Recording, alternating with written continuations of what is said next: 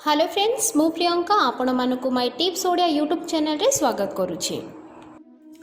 Friends वास्तुशास्त्र रे 8टी पुराण एवं 18टी वास्तु छड़ा मध्य अलगा अनेक प्रकार वास्तु दोषर वर्णना करा जाइछि जहा प्रकृति अथवा मनुष्य द्वारा निर्मित होई पारे जाहाकू वेद कुहा जाय।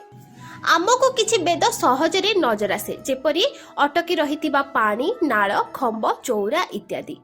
अनेक गुड़िए वृक्ष मध्य घरर आखपाखरे रहिबा वास्तुदोषर कारण बढ़ी पारे। एमितिरे तो हरा भरा एवं परिवेशर पोषण करुथिबा वृक्षर महत्व अवर्णनीय अटे किंतु एहाको भूस्थान रे लगाइबाकू वृक्ष वेद कुहा जाय। घरर मुख्य प्रवेश द्वार सामने कौनसी प्रकार वृक्ष रहिले वृक्ष वेद उत्पन्न हुए अथवा वास्तुशास्त्र अनुसार यही वृक्ष घरर सामने रहिले घरर मालिक को बर्बाद कर दिए एवं तांको कौनसी भी कार्य सफलता न मिली क्षति हुए। तो चलतु जानी नेबा आमर द्वार सामने केउ सब जिनिस एवं वृक्ष रहिबा उचित नुहे किंतु ता पूर्वरु जदि आपण आम चैनल को एपर्यंत सब्सक्राइब करि नाहंती ताहले तळे थिबा रेड कलर सब्सक्राइब बटन को क्लिक करी आम चैनल को सब्सक्राइब करि नियंतु। वीडियो को लाइक करंतु शेयर करंतु। मां महालक्ष्मी का कृपा पाइबा पई कमेंट बॉक्स में जय मां लक्ष्मी अवश्य लिखंतु। प्रथम कथा घरर प्रवेश द्वार सामने वृक्ष थाए तो ताहा भी एही प्रकारर वेद उत्पन्न करि थाए अथवा घरर प्रवेश द्वार रे कोनोसी वृक्ष रहिबा उचित नुहे। एही प्रकार वेद कारणरू घरे वास करुथिबा लोकंकु सबु बेले समस्यार सामना करिबाकू पड़ी थाए एवं अपमान सहिबाकू पड़ी थाए। द्वितीय कथा द्वार सामने कोण गोलेई खंब मंदिर रहिबा द्वार पई शुभ माना जाय नाही। तृतीय कथा मुख्य द्वार सामने कूओ पानी टांकी रही थाए तो मानसिक संतुलन सबुबेले बनी रहे एवं घरे सबुबेले धनर कमी बनी रही थाए। एही वेद कारणरू घरे वास करुथिबा सबु सदस्य माने सबुबेले चिंतित रुहंती। चतुर्थ कथा घरर मुख्य द्वार सामने भांगी जाइथिबा खंब किंबा अन्य कोनोसी जिनिस रहिबा वेदर कारण बनी थाए। पंचम कथा घरर द्वार सामने सीढ़ी बनैबा मध्य अशुभ होइथाए एहा परिवारर सदस्यंकर उन्नति को रोकी थाए। षष्ठ कथा विद्युत तथा टेलीफोन खंब मध्य घरर मुख्य द्वार सामने रहिबा उचित नुहे नचेत आपण समस्तंकु अनेक गुडी रोगर सामना करिबाको पड़ी थाए एवं घरे लक्ष्मीकर वास मध्य रहे नाही। सप्तम कथा यदि घरर सामने पलाश गछ थाए तो घरर स्वामी सबुबेले पराजित रही थांती। अष्टम कथा यदि मुख्य द्वार प्रवेश द्वार सामने तेंतुली वृक्ष थाए तो घरर सदस्यकर अकाल मृत्यु होई थाए। नवम कथा घरर सामने उष्ट वृक्ष भूत प्रेत भय उत्पन्न कराई थाए घरर सदस्यंक भितरे सबुबेले डर भरी रही थाए। घर उपरे जदि कोनोसी गछर छाई पडु थाए तो सेही घर उपरे निद्रा देवींकर शासन बनी रही थाए एपरि घरे रहुथिबा लोकंकर देह सबुबेले खराब रहु थाए। अगणारे क्षीर बाहरुथिबा गछ रहिले एहा घरर विनाश करि थाए। घरे बरगछ आंब मंदार इत्यादि गछ लगाइबा उचित नुहे। कदली बादाम आंब खजुरी अंगूर इत्यादि गछ को मध्य केबे भी अगणारे लगांतु नाही। देवदारू गछ को मध्य अगणारे लगांतु नाही। बर गछ एवं चंदन गछ अगणारे लगाई पारिबे किंतु प्रवेश द्वार सामने लगांतु नाही। तुलसी गछ अवश्य लगांतु। घरर पश्चिम दिगरे उष्ट गछ पूर्व दिगरे बर गछ लगाइबा उचित। बरगछ जेपरी बड़ गछ ताहार चेर घर को जाई घर को क्षति पहुंचाई थाए एथिपाई एहा घर पाखरे रहिबा अशुभ कारक होई थाए। तुलसी चंदन गछ को लगाइबार आज्ञा वास्तुशास्त्र देई थाए। अगणारे धनिया गछ लगाइबा द्वारा घरर स्वामी को स्थान परिवर्तन करबाकू पड़ी थाए। तो फ्रेंड्स यही प्रकार आपण आपणक घरर मुख्य द्वार सामने एपरी गछ लगांतु नाही। एबे चलंतु फ्रेंड्स जानिबा घर पाखरे केउ गछ रहिबा घर पई अत्यंत शुभ होई थाए।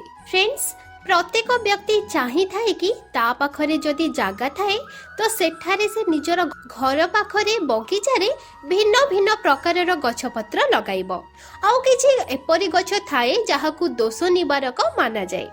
आसंतु जानिबा केउ गछ लगाइबा होई थाए भल। तो चलंतु आरंभ करिबा। नंबर 1 तुलसी।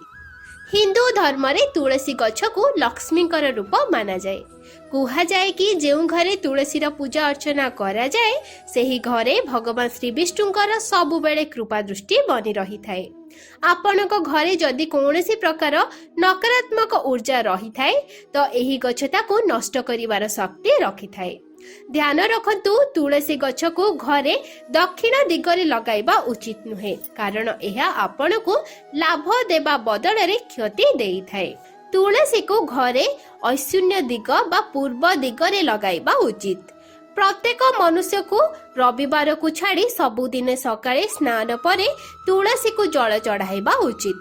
कुहा जाए कि जो मनुष्य सबु बृहस्पति बार रे कंचा क्षीर तुलसी को अर्पण करि थाए केवल रविवार को छाड़ी संध्या समय रे तुलसी सामने रे शुद्ध घीर दीप जलाई थाए सेठारे तुलसी माता सबुबेले निवास करंती।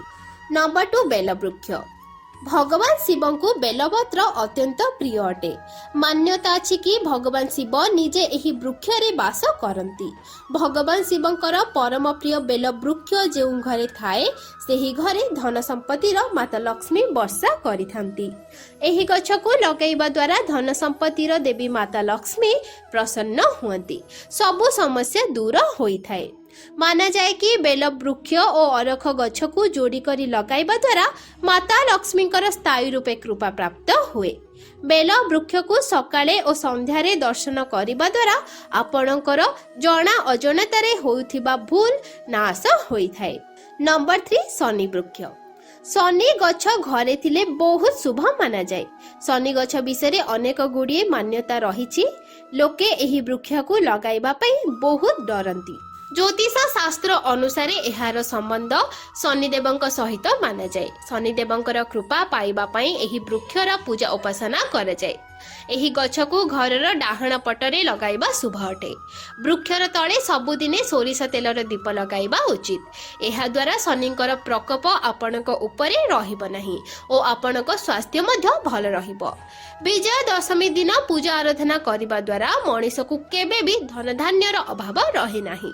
शनि गछ घरर बाहर एपरी स्थान रे लगांतु जेपरी घररू बाहरिला समय डाहण पटरे पड़िबो। नंबर 4 अश्वगंधा। अश्वगंधा को भी बहुत शुभ माना जाए। एही गछ को लगाइबा द्वारा समस्त वास्तुदोष दूर होई थाए। एहा जीवन रे शुभता को बढ़ाई थाए। एहा अत्यंत लोकप्रिय और आयुर्वेदिक औषध अटे। नंबर 5 अँला गछ। घरे अँला गछ लगाइछंती जदि एहा पूर्व किंबा उत्तर दिगरे थाए तो एहा अत्यंत लाभदायक अटे। एहा आपणक कष्टर निवारण करि थाए। अँला गछ को पूजा करिबा द्वारा सब मनस्कामना पूर्ण हुए। एहा को पूजा करिबा द्वारा समस्त पाप नष्ट होई थाए। धार्मिक मान्यता अनुसार अँला वृक्ष रे सबु देवतांक निवास होई थाए। एहा भगवान विष्णु को अति प्रिय। शास्त्र अनुसार कार्तिक मासरे निजे भगवान विष्णु अँला गछरे निवास करिथांती। संस्कृत रे अँला को अमर फल कहंती। मान्यता अछि कि जेउ घरे उत्तर दिगरे अँला गछ थाए तो सेही घरे भगवान श्रीहरिଙ୍କ कृपारू धन धान्य सुख समृद्धि रे कमी रहे नाही। शास्त्र अनुसार जदि कोनोसी व्यक्ति अँला वृक्ष को लगाई ताहार देखाशुना करे तो ताकू यज्ञर फल प्राप्ति हुए। वास्तुशास्त्र अनुसार अँला गछ को लगाइबा अत्यंत शुभ माना जाए। एथिपाई जदि आपण मन चाहुथिबा सफलता पाइबा पई चाहुथांती तो अँला गछ लगाई तार सेवा करंतु। नंबर 6 अशोक वृक्ष।